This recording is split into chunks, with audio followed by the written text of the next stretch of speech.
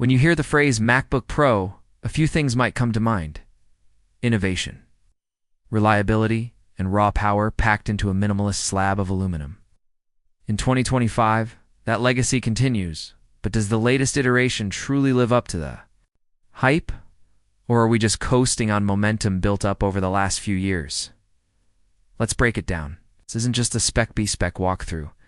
This is a journey through what it feels like to live with, work with, and rely on the 2025 MacBook Pro in your everyday life. Whether you're a developer, a designer, a filmmaker, or just someone who demands the best from their machine. The evolution. Of the beasts, the MacBook Pro has seen its share of revolutions. But none were as disruptive as Apple's move away from Intel to their own custom silicon. That transition was a major pivot, and it's been refining ever since. The M1 was a statement. The M2 was a consolidation. The M3 hinted at refinement. Now, we have the M4 series represented in the 2025 MacBook Pro lineup in two flagship forms, the M4 Pro and M4 Max. These chips aren't just incrementally better. They're a full-scale optimization of performance, battery, and machine learning capabilities, bringing AI workflows, multitasking, and raw graphical power into a realm that once required a workstation. But to understand how far we've come, you first need to grasp the psychological shift Apple Silicon introduced. It wasn't just about performance per watt. It was about rewriting user expectations. No more hot laps of fan noise. No more lugging chargers around like lifelines. No more choosing between portability and performance. And in 2025, that vision feels fully realized. Design language, built like a fortress. Refined like a sports car. Look at the MacBook Pro today. And it's a story of evolution, not revolution. And that's a good thing. Apple's design strategy doesn't chase trends, it defines standards. The current chassis retains the solid squared off. It's industrial design that returned in 2021, but with minor refinements that add polish to already premium craftsmanship. You get a full CNC machined aluminum body available in two finishes. Classic, silver, and the new, deeper space black. But it's more than just aesthetic. This thing is engineered to last. The hinge remains buttery smooth, the keyboard tactile and responsive, and the trackpad, still the best in the game. There's something almost reassuring about the MacBook's construction. It exudes confidence. Close the lid, toss it in your bag, and don't worry about it. It's a tank in the body of a luxury car. Display, visual excellence. Meets eye comfort. It's hard to overstate how good the display is. Apple's Liquid Retina XDR panel is back, and it's better. The 2025 model increases brightness, pushes color, accuracy further. It introduces the optional nano texture glass across all models. If you've ever tried editing photos in a sunlit room or working in a cafe with lots of ambient light, do you know how distracting glare can be? The nano texture option minimizes reflections without overly dulling colors. It's a $100 upgrade that feels like it should be standard.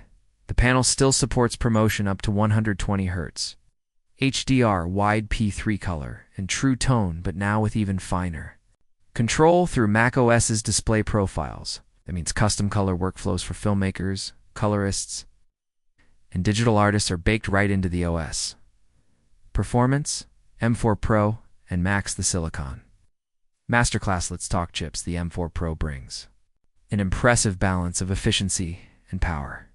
It sports up to 12 CPU cores and 18 GPU cores, with a unified memory architecture that allows for up to 64 gigabytes of RAM, even demanding workloads like 4K video editing, music production, and software compilation run without breaking a sweat.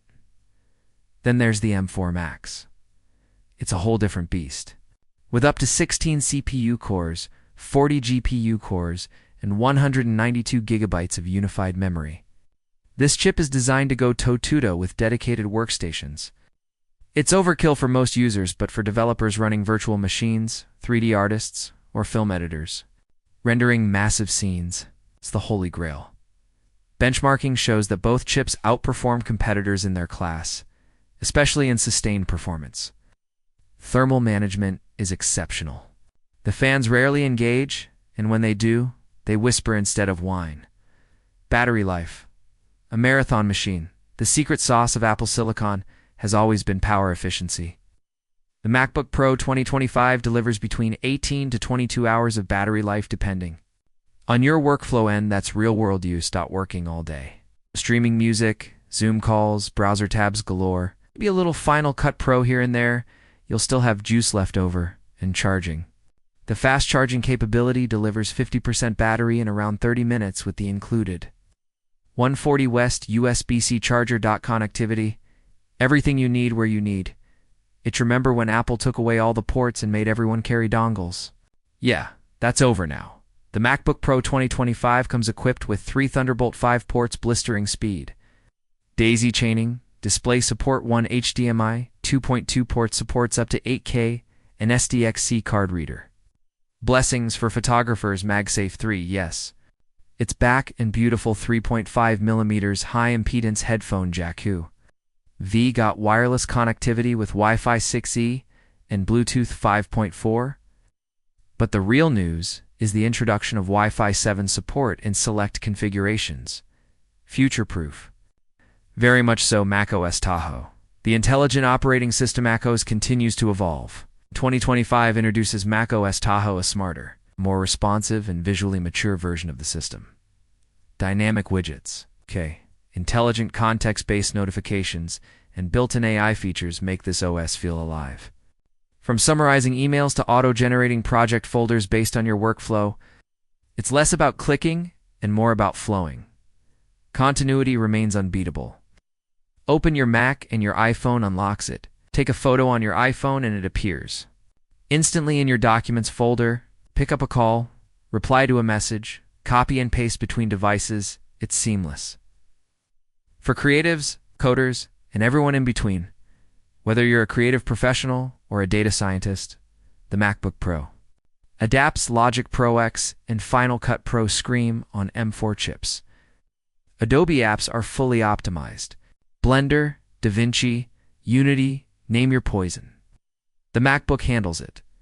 Developers love the MacBook for its Unix-based, terminal, and native support for containers and virtual environments.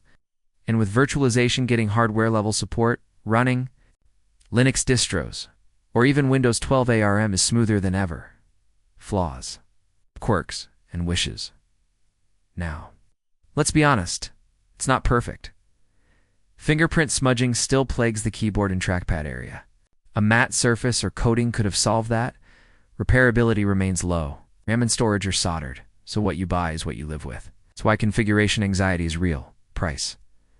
Yep, Apple still charges a premium.